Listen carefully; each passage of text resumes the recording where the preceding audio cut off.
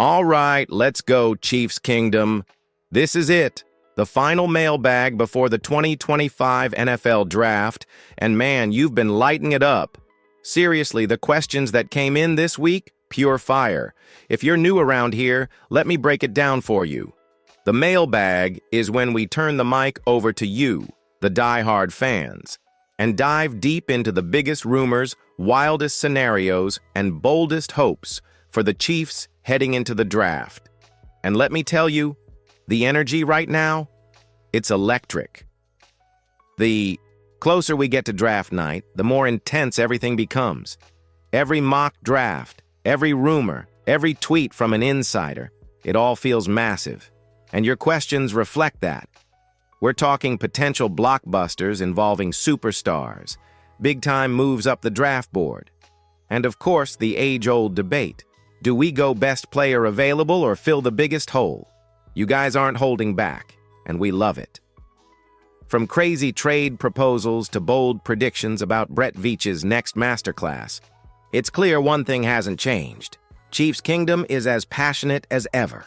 This community knows ball, and whether you're calling for a game-changing defensive piece, another weapon for Mahomes, or even some cap gymnastics to pull off a mega deal, your voices are setting the tone for this week. So let me ask you this. If you had the phone in your hand right now, Veach style, what would you do first?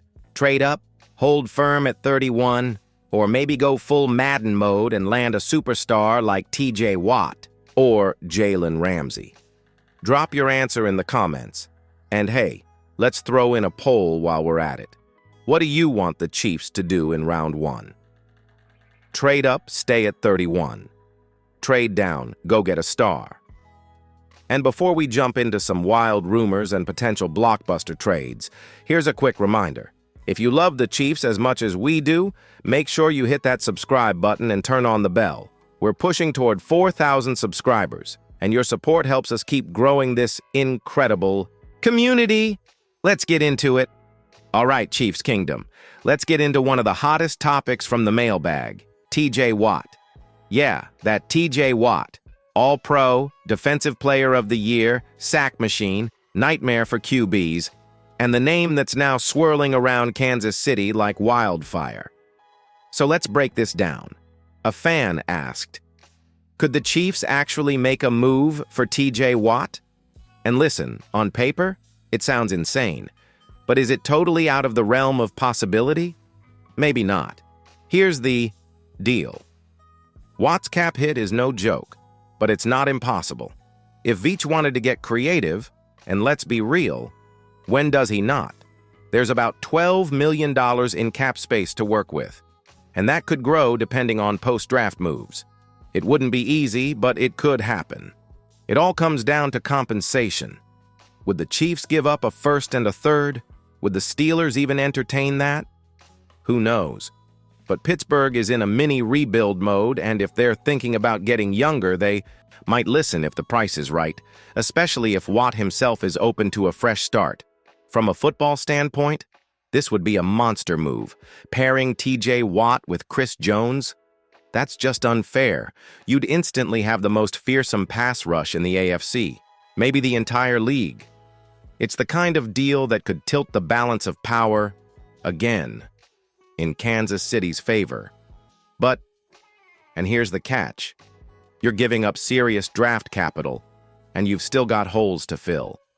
Offensive, tackle depth, wide receiver help, maybe even another corner. So the real question becomes, do you go all in for Watt or stick with the strategy that's won you 3 Super Bowls? Let's bring the community into this one. Would you trade a first and a third round pick for TJ Watt? Comment T for trade or P for pass, and let us know why. We'll feature some of your takes in the next video. This is the kind of move that gets fans hyped, and maybe even gives Mahomes and Spags some extra late-night smiles. But is it realistic? Let's talk about another wild name being floated around, and this one's already got a Super Bowl ring of his own. On to Jalen Ramsey. Okay, Chiefs fans, let's keep the trade talk rolling. After the buzz around TJ Watt, the next name on everyone's lips, Jalen Ramsey, superstar corner, big personality, even bigger resume. And yes, rumors are swirling about a possible move to Kansas City. So let's dive into it. Ramsey is still an elite-level corner. Last season, he posted 60 tackles, 11 pass breakups, and 2 picks, even while dealing with injuries. The guy can still play, no doubt. He's been a lockdown presence wherever he's gone, from Jacksonville to the Rams, and now with Miami. But here's the deal. Acquiring him is not cheap. You're talking serious money, and you'd likely have to restructure or backload that deal just to fit it under the Chiefs' cap. Then there's the compensation. Miami's not just going to give him away. A second-rounder at minimum, maybe more. That's a steep price for a corner entering his 30s. And the bigger question, do we even need him? Let's not forget the Chiefs have a pretty strong cornerback room already. Trent McDuffie is a certified stud. Joshua Williams, Jalen Watson, and now Christian Fulton add depth and experience. We're not desperate in the secondary. If anything, we're trending younger and cheaper. And that's exactly how Brett Veach likes it. Plus, when you look at where the Chiefs are investing, it's offensive line, wide receiver, edge rusher, not so much on veteran corners with hefty price tags. Now, if Ramsey got released and became a free agent, totally different conversation. But a trade? As fun as it sounds, the cost just doesn't match the Chiefs' current blueprint. Still, Ramsey in red and gold? That'd be fire. You can't deny the vibes. Let's throw it to the comments. Should the Chiefs trade for Jalen Ramsey? Type Y for yes or N for no, and drop your reasoning below. Would you take the risk for one more ring?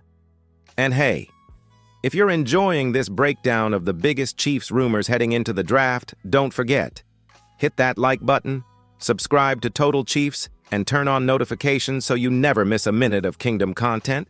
Let's hit our goal of 4,000 subscribers together. With your help, we'll get there fast. Now let's switch gears and talk about the NFL draft, because there's one offensive tackle that fans keep bringing up, and we've got thoughts. Lots of them. All right, Kingdom, with trade rumors heating up, let's not forget the main event coming our way, the 2025 NFL Draft. And the Chiefs are sitting pretty with serious potential to fill some key holes, without breaking the bank. Let's start with a name we've seen floating around a lot lately. Logan Brown, 6'6", 315 lbs of Kansas-grown muscle from KU. Ruckham Jayhawks. There's no doubt he's got the size, the toughness, and the local ties. But is he the right fit at pick 31, honestly? Maybe, but probably not. The Chiefs need to hit big if they go offensive tackle early.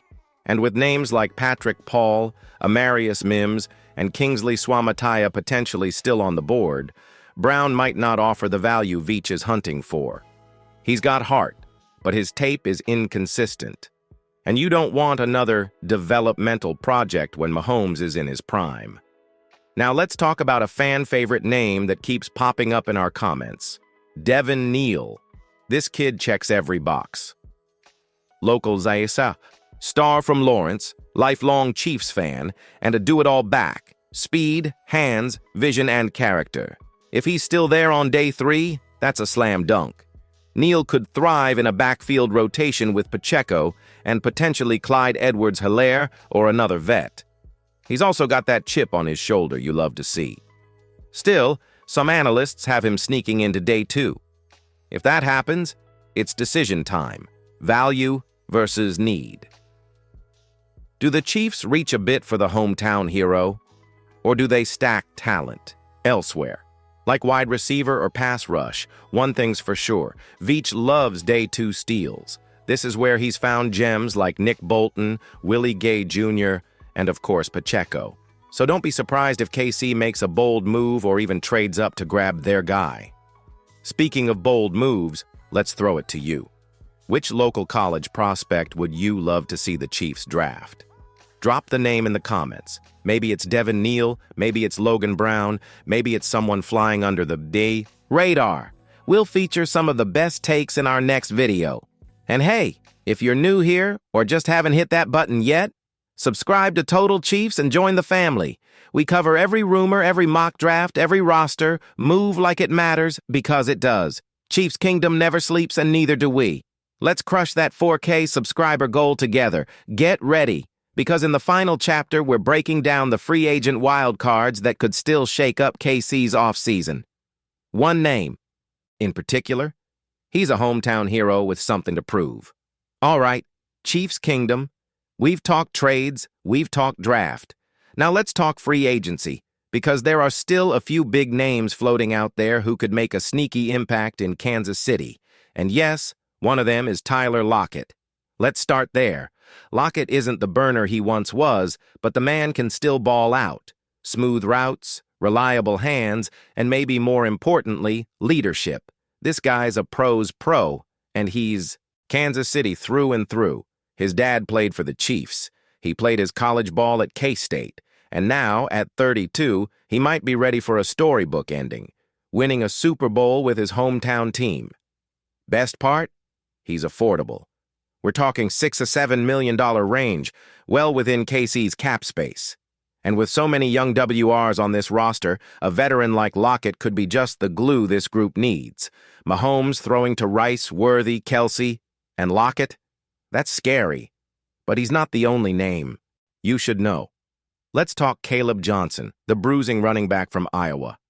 A lot of mocks have him going to KC in round 2, and it's easy to see why. He's physical, north-south runner. Reminds people of Pacheco, which makes sense. But is that a good thing? Here's the debate. If you already have Pacheco and maybe bring back a guy like Jerick McKinnon or even Kareem Hunt, do you really need another power back? Or do you go for someone with more speed and elusiveness?